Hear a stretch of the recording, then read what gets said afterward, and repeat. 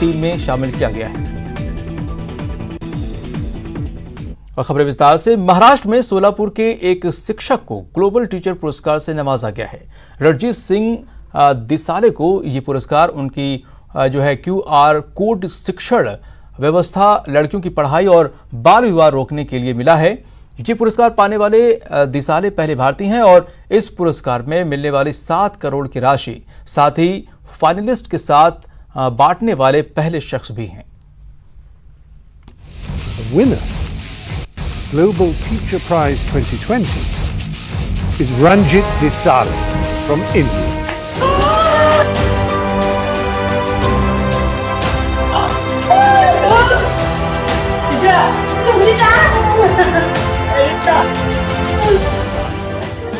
Global teacher पुरस्कार में अपना नाम सुनने के बाद शिक्षक रंजीत सिंह दिसाले की खुशी का ठिकाना न रहा।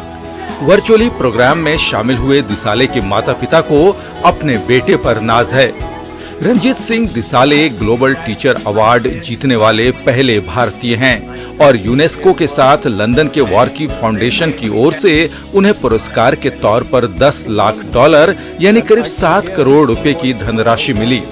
दुनिया के 140 देशों के 12,000 से ज्यादा शिक्षकों को इस पुरस्कार के लिए नामांकित किया गया था, लेकिन रंजीत सिंह दिसाले के उत्कृष्ट काम के आगे सब फीके साबित हुए। Some part of the money will be spent for the Teachers Innovation Fund.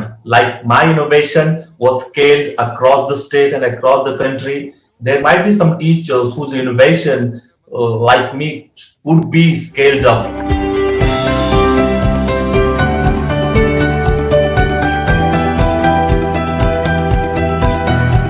Ranjit Singh दिसाले Maharashtra के सोलापुर में परितवाड़ी गांव के सरकारी स्कूल में शिक्षक हैं। ये वो इलाका है जहां लोगों के लिए परिवार का पेट भरना पहली जरूरत है। रंजीत सिंह ने यहां न केवल शिक्षा का अलख जगाया बल्कि खास QR कोड शिक्षण व्यवस्था तैयार की, जिससे बच्चे जब चाहें तब पढ़ सकें और खेती-बाड़ी और मजदूरी से अलग कोई मुकाम हासिल कर सकें।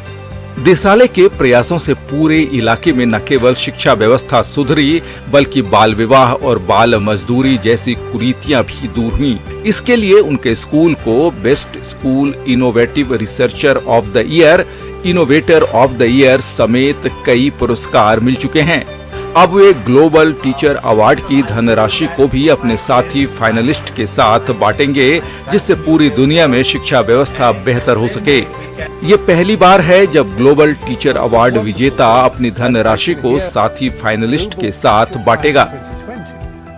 Even the schools are closed in India, but still 20 lakh students in my state in the month of October have used the QR codes.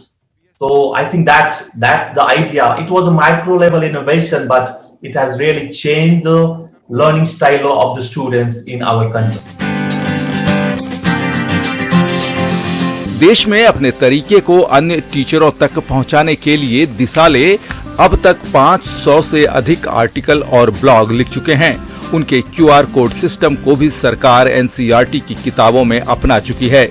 32 साल के दिसाले का अगला लक्ष्य हर साल युद्धग्रस्त इलाकों में रह रहे करीब 5,000 बच्चों को पीस आर्मी का हिस्सा बनाने का है।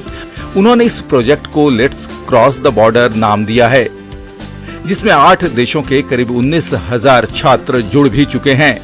Bureau report, news 18 network.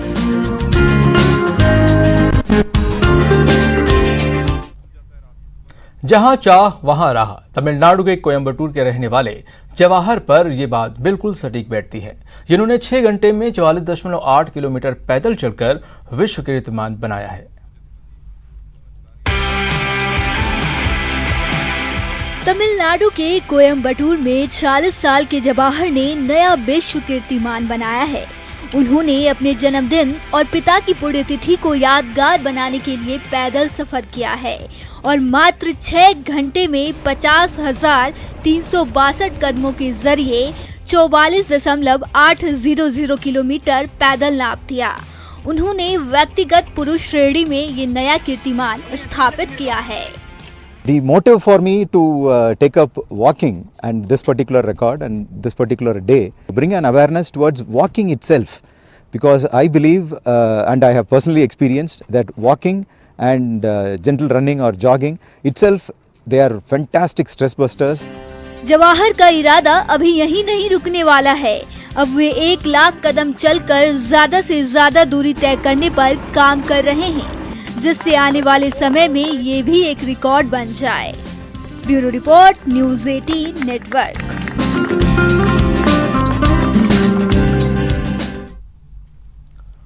बात भरतपुर की पार्षद नीतू किन्नर के, जिनसे हर किसी को सीख लेने की जरूरत है।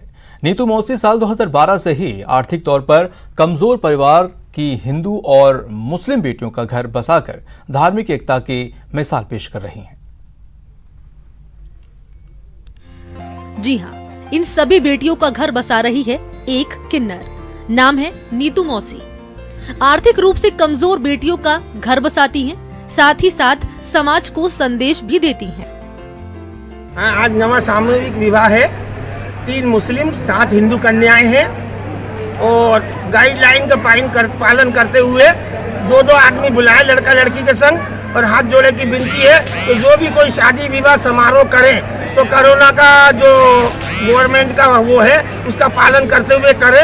इसमें आपकी हमारी सबकी भलाई है। आज कैसा महसूस कर रही हैं आप? आज की खुशी का तो कोई जवाब नहीं है, शब्द नहीं है भैया, ये तो तुम भी जानो और मैं भी जानो।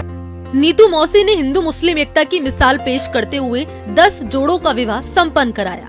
साल 2012 से ही नीतू मौसी हर साल गरीब हिंदू मुस्लिम लड़कियों की शादी कराने का बीड़ा उन्होंने उठा रखा है। दूसरों के घरों में नाच गाकर अपना पेट पालन करने वाली नीतू मौसी थोड़ा थोड़ा जोड़ती है और साल में एक बार विवाह संपन्न कराकर 10 बच्चों का घर बसाती है। कैमरा पर्सन मनोज के साथ शिव कुमार वशिष्ठ, न्यूज़ 18 राजस्थान। फिलहाल इस बुलेटिन में इतना ही। नमस्कार।